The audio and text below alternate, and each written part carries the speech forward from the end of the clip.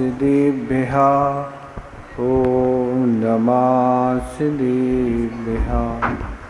मंगलं भगवान् वीरो मंगलं गौतमो गणी मंगलं कुंदकुंदादो जैन धर्मोस्तु मंगलम् सर्वमंगलमांगल्यं सर्वकल्याणकारकं प्रधानं सर्वधर्माणां जैनं जेतु शासनम्। देवादिदेव खजारट श्री पारसनाथ भगवान की जय। आचार्य गुरुदेव श्री विद्यासागर महाराज की जय। आचार्य श्री समय सागर महाराज की जय। मुनि श्री विमल सागर महाराज की 3 कम 9 करोड़ महाराजों की बड़ी परम पूज्य मुनि श्री अनंत सागर जी महाराज की, धर्म सागर भाव सागर जी महाराज की जयकारा गुरुदेव का, सिद्ध चक्र महामंडल विधान की। भक्ति के प्रसंग को लेके गुरुदेव ने एक लाइन कही थी कि आत्मा में तो मन लगता नहीं, पर अपने को अगर हम भक्ति से अपने मन को लगा लेते हैं तो भी कर्मों का क्षय हो जाता है। क्योंकि आचार्य शुभचंद महाराज ने 11वां में लिखा है कि गृहस्थों को आत्मा का ध्यान नहीं होता, और साधुओं में भी बिरले साधु होते हैं जो आत्मा का ध्यान कर पाते हैं। तो गृहस्थों को तो वही आलम्बन है इस संसार के अभाव करने के लिए कि अगर अपने मन और तन और वचन को अगर वह भक्ति से जोड़ लेता है तो वह भी परंपरा से मुक्ति को प्राप्त कर लेता है। तो गुरुदेव ने तो यही कहा था कि आत्मा में मन लगता है, पर अगर भक्ति भी हम अगर मन वचन काय पूर्वक लगाते हैं तो इस संसार का क्षय कर सकते हैं। भक्ति के प्रसंग में केवल गृहस्थों ने ही इसका आश्रय नहीं लिया, बड़े बड़े आचार्यों मुनियों ने भी आश्रय लिया। जब उन पर अशाता कर्म का योग बना और उन्होंने जैसी भक्ति की तो वह अशाता कर्म समाप्त होके शाता कर्म का उदय आने से सारी विपत्ति दूर हो गई। ऐसे आगम में अनेक उदाहरण आपको पढ़ने मिलेंगे। तो ऐसी यह भक्ति है कि भक्ति के माध्यम से हम इस संसार को समाप्त कर सकते हैं, इन विपत्तियों को समाप्त कर सकते हैं। आचार्य मांगतिंग महाराज ने तालों के अंदर, आचार्य मांगतिंग महाराज को तालों के अंदर बंद रखा था, पर उन्होंने कोई हथौड़ा नहीं उठाया कि हम इस हथौड़े से इस ताले को तोड़ दें।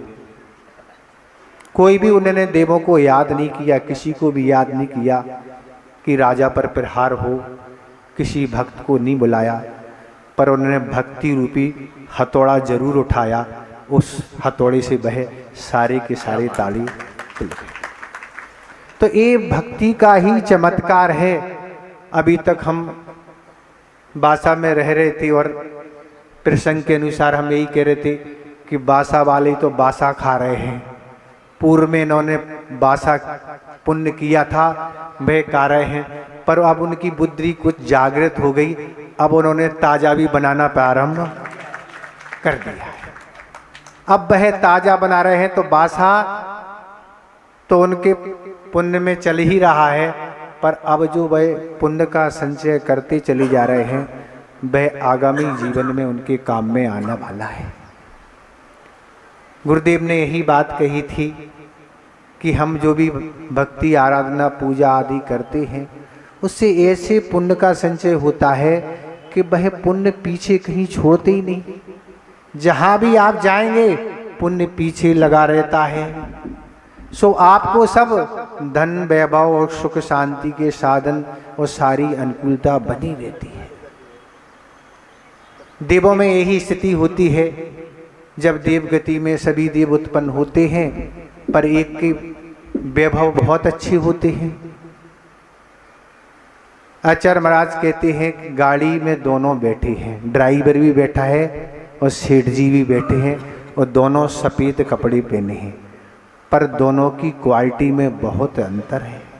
सेठ जी की हजारों रुपये मीटर के वह कपड़े हैं, पर ड्राइवर तो सफ़ेद पहने हुए वह साधारण है। इसी तरह इस पुण्य के बदौलत भी ही देवों में वस्त्र और आभूषण आदि सामग्री पाई जाती है। जो पुण्य यहाँ जैसा करता है, अगर काम चोरी करता है, ऐसे ही ऊपरी ऊपरी भक्ति आदि करता है, तो देवों में तो उत्पन्न हो जाते हैं, पर अच्छी क्वालिटी की सामग्री नहीं मिलती है। पर जो भक्ति और लगन बड़े उत्साह के साथ भक्ति करता है, पुण्य के काम करता है, उसको देवों में जाके अच्छे अच्छे सब देव वैभव उत्पन्न होते हैं। मनुष्य में रह के तो बहुत पुरुषार्थ करना पड़ता है। अगर किसी वस्तु की आवश्यकता है तो उसके लिए धन की आवश्यकता है, और धन के लिए गर्मी सर्दी भूख प्यास तरह तरह के छल कपट हिंसा आदि सब करके उस धन को हम उपलब्ध करेंगे, तब जाके वह हमें वस्तु उपलब्ध होगी। पर आचार्य कहते हैं इस भक्ति से किए हुए पुण्य संचय से कुछ भी आपको वहाँ नहीं करना। 10 प्रकार के कल वृक्षों से आपको जो भी चाहिए है सारा का सारा हर वस्तु आपको उपलब्ध हो जाएगी। तो ऐसे भक्ति करने के लिए आप सम्मिलित हुए हैं। लोग कहेंगे छोटा सा, बहुत छोटा सा बासा ग्राम है, पर लग नहीं रहा है कि बहुत छोटा सा ग्राम है, क्योंकि उनका उत्साह बहुत अच्छा है और पुण्य कार्य की इनकी भावना थी। बराबर ये प्रयास करते रहे, पर हम लोगों का मन नहीं बन रहा था रुकने का। यही था कि आगे जाना है, और निश्चित ही हो गया था। पर आपकी भक्ति ने कैसा जोर मारा कि हम लोगों को रुकना पड़ा, और रुकना पड़ा तो आप लोग भी पुण्य संचय करते चले जा रहे हैं। इस तरह से ही आप पुण्य संचय करते चले जाएं, क्योंकि जीवन, मनुष्य जीवन यही है कि गुरुदेव ने यही कहा था कि भाग्यशाली वह नहीं है जिसके पुण्य का उदय है।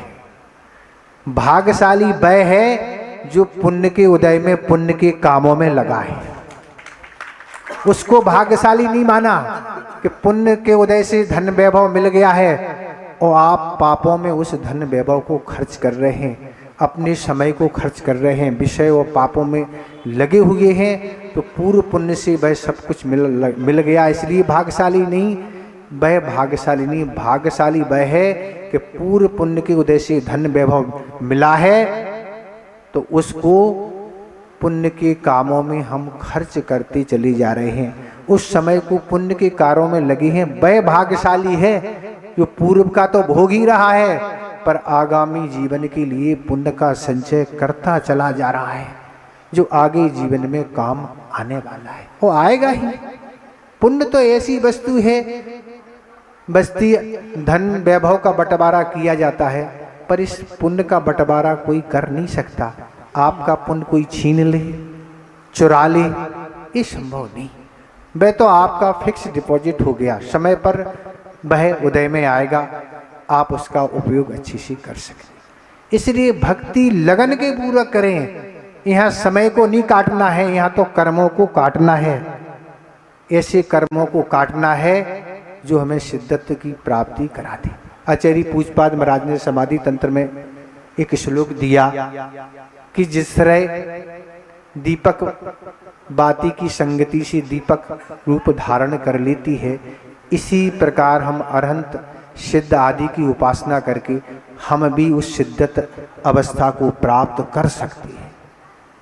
इस तरह की स्थितियां घटित होती हैं कि आचार्य समदभद्र महाराज ने तो विद्या स्तुति में लिखा है कि हे भगवान, हमें गुप्ती की आवश्यकता नहीं और न हमें किसी की आवश्यकता नहीं, हमें तो भक्ति करने का विषन है।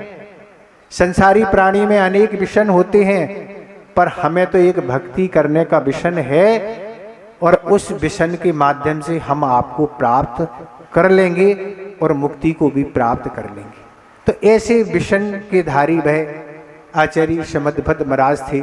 संसारी प्राणी में अनेक प्रकार के विषण होते हैं, जो संसार को बढ़ाने वाले होते हैं, जो संसार में कष्ट देने वाले होते हैं।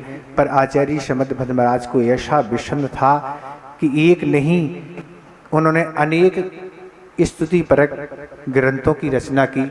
स्वयंभू स्तोत्र तो है ही, विद्या स्तुति भी है, देवागम स्तोत्र है, और भी बहुत सारी कृति उन्होंने लिखी। इसलिए लिखी कि भगवान इससे भी कर्मों को समाप्त किया जा सकता है। तो ऐसे ही एक स्थिति है। एक प्रसंग हम आपके सामने लाते हैं कि इस भक्ति करने से क्या क्या चमत्कार होते हैं। पूर्व कर्म में इतना, पूर्व पर्याय में इतना पुण्य नहीं किया कि जैन कुल में उनका जन्म हो, पर जैन कुल में जन्म ना हो के अन्य जगह उनका जन्म हुआ, और दोनों पति पत्नी के रूप में वे रहती थी। विवाह संपन्न हो गया और कुछ दिन उपरांत एक बालक का जन्म हुआ। पत्नी तो चूंकि अदर समाज में उत्पन्न हुई थी, उसका विवाह भी अपने समाज के अनुसार हुआ था।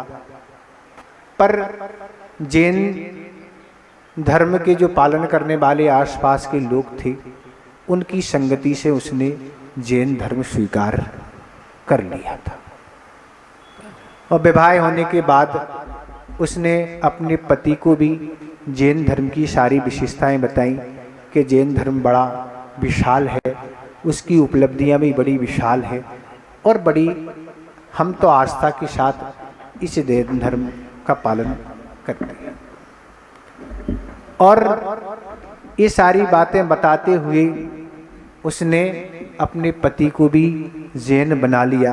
दोनों जैन बन गए, और जैन होने के नाते बालक को भी इस प्रकार के संस्कार देना प्रारंभ कर दिए। पर एक बात मन में थी कि आखिर पुत्र तो उत्पन्न हुआ है, पर आखिर इसमें क्या अच्छाई बुराई है ये भी जानना आवश्यक है। वह दोनों पति पत्नी एक ज्योतिषी के पास पहुँचे, उससे पूछा कि जो बालक इस दिन इस तिथि को उत्पन्न हुआ है, इसमें क्या विशेषताएं हैं। तब उस ज्योतिषी ने यही बताया, ये बालक त्रिलोक पूज बनेगा। इसमें इस तरह की क्षमता, इस तरह का पुण्य लेके आया है कि ये त्रिलोक पूज बनेगा, अर्थात तीनों लोग इसकी पूजा करेंगे।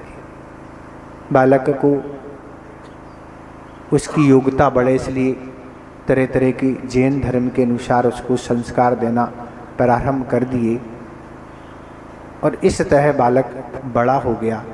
एक दिन वह घर से बाहर बगीचे में गया, और बगीचे में एक उसने दृश्य देखा कि एक सर्प मेंढक को अपने मुख के अंदर कर रहा है। बालक को देख के बड़ा बुरा लगा कि ऐसी स्थिति हो रही है। ठीक इसी तरह बलवान लोग निर्बल शरीर वालों को समाप्त कर देते हैं। काश इसी तरह हमारा भी जीवन कभी समाप्त हो जाए तो ये भाव हमारा बेकार हो जाएगा। इसके लिए कुछ उपाय करना चाहिए। उसके लिए वह एक श्रेष्ठ गुरु की खोज में पहुंच गया, और उसे एक दिव्य गुरु राज का दर्शन हुआ। उसने जाके नमोस्तु करके सारी बात जो भी बगीचे में घटित हुई थी रख दी, और अपना निवेदन भी रख दिया, गुरुदेव बस हमें अपने कल्याण के लिए आप दिगंबर दीक्षा प्रदान करें। गुरुदेव ने उस बालक का होनहार समझ लिया कि आगामी किस ऊंचाई को यह छूने वाला है, और दिगंबर दीक्षा प्रदान कर दी। और वह सारी चर्या भी उनको बता दी, ग्रंथों का स्वाध्याय कराना प्रारंभ कर दिया। और ऐसे करते करते उनमें ऐसी सिद्धियां हो गई कि अगर जिस पानी से उनके चरण धुलाए जाते थे, अगर उस जल को लोहे में लगा दिया जाए तो वह लोहा सोना बन जाता था। वह जमीन पर जब चलते थे और छोटे छोटे पत्थर उनके पैर से टकरा जाते थे तो वह स्वर्ण बन जाते थे। अगर उनसे उनके शरीर से स्पर्श वायु किसी रोगी को लग जाए तो वह रोगी स्वस्थ हो जाया करता था। अगर किसी लेप को अपने पैरों में वह लगा लें तो वह हवा में उड़ने लगते थे। ऐसी उनको अनेक प्रकार की सिद्धियां उत्पन्न हो गई और वह शिवंदर भगवान के दर्शन करने विदेश क्षेत्र उस लेप को लगा के जाया करते थे, उनकी वंदना करते थे, उनकी वाणी का पान करते थे, फिर पुनः वापस आ जाते। ऐसा कई बार किया, पर अशाता कर्म का योग बना। यात्रा पर कहीं जा रहे थे, उनकी दोनों आँखों की रोशनी समाप्त हो गई। बड़ा चिंता का विषय था, आखिर अभी समाधि काल समीप नहीं है और आखिर समाधि के लिए भी आँखों की दृष्टि आवश्यक है। भोजन पानी और ईर्या समति आदि जो भी आवश्यक है उसके बगैर कैसे पालन होगा। बड़ी चिंतित थी, यहाँ तक कि राजा बड़ा चिंतित था, प्रजा भी चिंतित थी। राजा ने आके निवेदन किया, राजन हम आपकी दृष्टि का उपचार कराना चाहते हैं। वो कहते हमें किसी दृष्टि किसी उपचारक की आवश्यकता नहीं, हमें भगवान की भक्ति पर इतना विश्वास है कि वह दृष्टि पुनः वापस आएगी। और वह समीप में एक शांतिनाल भगवान का जिनाला था, वहाँ पहुँची और वहाँ बैठ गए और उन्होंने भगवान से यही कहा कि भगवान आपका दर्शन हमें नहीं हो रहा क्योंकि हमारे आँखों की दृष्टि समाप्त हो चुकी है। और उन्होंने एक शांति अष्टक की रचना प्रारंभ कर दी और रचना करते चले गए। अंत में उन्होंने यही लिखा, दृष्टाम प्रसन्नाम कुरु, हे भगवान ये मेरी दृष्टि से आप दिखाई नहीं दे रहे हैं। और जैसे ही उन शब्दों को उनने पढ़ा, दोनों आँखों की दृष्टि पुनः वापस आ गई। कौन थे वो? आचार्य पूज्यपाद महाराज। तत्वार सूत्र की सर्वप्रथम टीका लिखने वाले अगर कोई हैं तो आचार्य पूज्यपाद महाराज, जिन्होंने भक्ति के माध्यम से ऐसा एक चमत्कार कर दिया कि वह दुनिया को एक क्या लगता, असंभव कार्य लगता है। पर आचार्य कहते हैं असाता कर्म के कारण ही सारी विपत्ति आती हैं, पर प्रभु की भक्ति करने से वह असाता कर्म भी भाग जाता है। और इस तरह ऐसे अवसर को आपको लाभ उठाना चाहिए।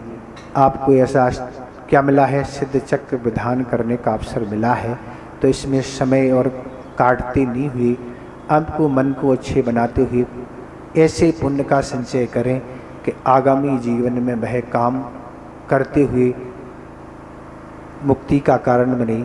इतने हम पर्याप्त समझते हैं। अहिंसा परमो धर्म की